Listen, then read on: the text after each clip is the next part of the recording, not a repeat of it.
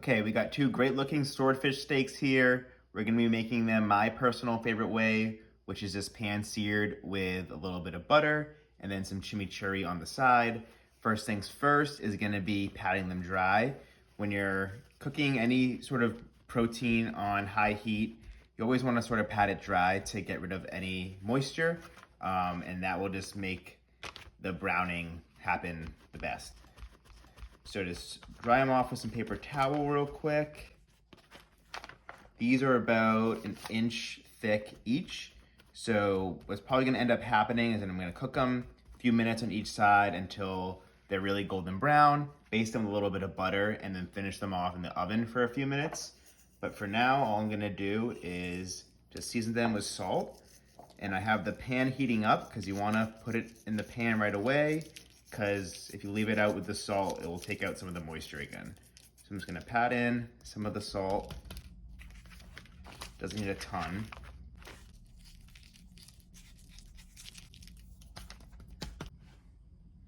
Okay, pan's going to medium-high heat, and I'm basically cooking this the same way I would a steak. So just a touch of high smoke point oil. So this is avocado, but you could use canola or vegetable.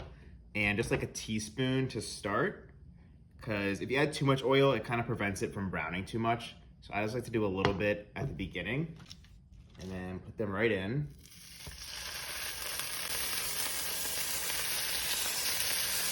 Push them down with your hand so you make sure they get in fully contact with the pan. And I'm not gonna touch them for probably like 3 minutes. And one of these is pretty helpful.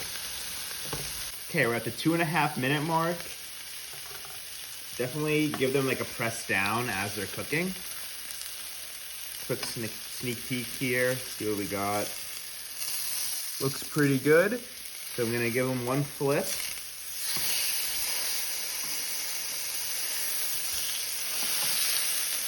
So probably another 2.5, 3 minutes on this side. And then we'll start adding some butter. Okay, another 3 minutes have gone by. So now I'm gonna flip them over again.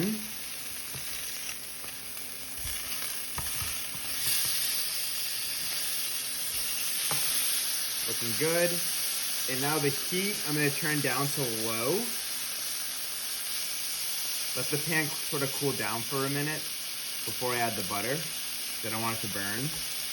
Okay, the pan's taken a second to cool down. So now I'm gonna add a little bit of butter and sort of just give that a swirl. Okay, so I did 3 minutes, flip, 3 minutes, flip. Now it's been like another 2 minutes on this side, so I'm gonna flip it again. A little breakage, but that's okay. To help prevent the butter from burning, just a touch more avocado oil. And then turn the heat back up to like medium low.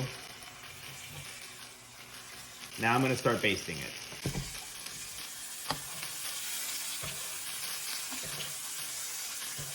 Okay, it's starting to smell pretty good. I mean, you can't go wrong with swordfish and brown butter, so yeah.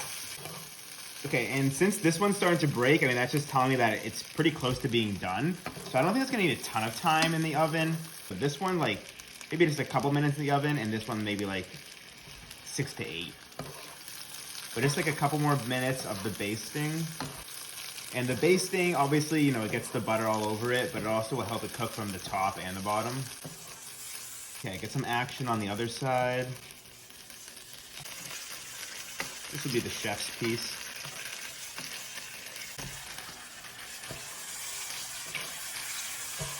Okay, I'm turning the heat off now.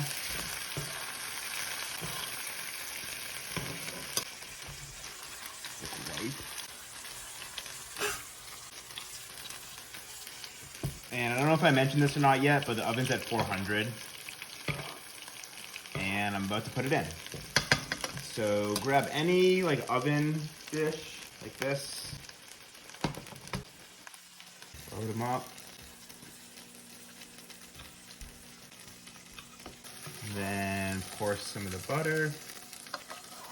And while this goes in the oven, we're gonna make the chimichurri sauce real fast. But yeah, this definitely won't be moist. I mean, definitely won't be dry. LOL. And won't lack any flavor. Okay. Okay, with the swordfish in the oven, we got a few minutes to bang out this chimichurri. So I got some parsley here, just taking it off the stem. You can leave the little stems, not a big deal. And then, usually, I mean, if you're making chimichurri for like beef in Argentina, I don't think it typically has cilantro, but I like it, especially with the fish. It's a good match. So like, just about the same amount of parsley and cilantro. This is parsley again. And then with the cilantro, you can leave the thicker stems. Those are pretty edible and they taste the same.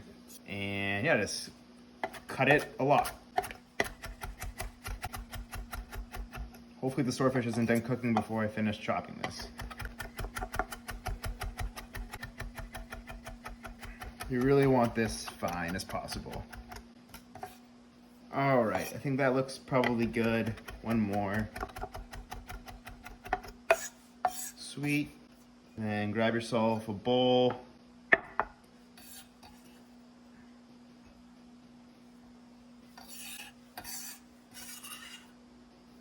Okay, now for the chimichurri, I like to do 2 parts olive oil to 1 part red wine vinegar. So start off with like maybe 3 tablespoons of good olive oil. Then some red wine vinegar. 1.5 tablespoons of that. And for chimichurri, you just kind of want to eyeball it depending on how many herbs you cut up. But you don't want it to be too liquidy. So that honestly looks pretty solid. And in addition to that, we got pinch of salt, pinch of black pepper. Then if you want, few chili flakes for some heat, looks good. Then what else? Oh yeah, if this was beef, I wouldn't add this, but since it's fish, just a little bit of lemon. I know there's already vinegar, but lemon's always good. Just a little. Right, quick mix. And yeah, so you want it to be like pretty thick like that. This looks good. Okay, just pulled the swordfish out of the oven. It was in there for about 6 minutes. So just gonna let it rest for a couple more before putting the chimichurri on it and eating it. And then while that happens, just of course, touch more of that good stuff. And with fish, I always say the same thing. If you can cut into it easily with like a fork or spoon, it's good to go. So it's just a spoon, kind of just falls apart. A lot easier to undercook swordfish than overcook it, I'll say that. Okay, for the plating, pretty straightforward. I just like to do a little spoonful of the chimichurri on the bottom, and then a swordfish steak on top of that. And I did already try one of the other swordfish steaks, of course. And swordfish is just like the best fish, I think. Nothing really tastes like it. It's like, I don't know, like the ribeye of the sea. But even better sometimes than ribeye. And then a little more. Like that. All right, guys, hope you try this one out. Thanks for watching. And yeah, see you next time.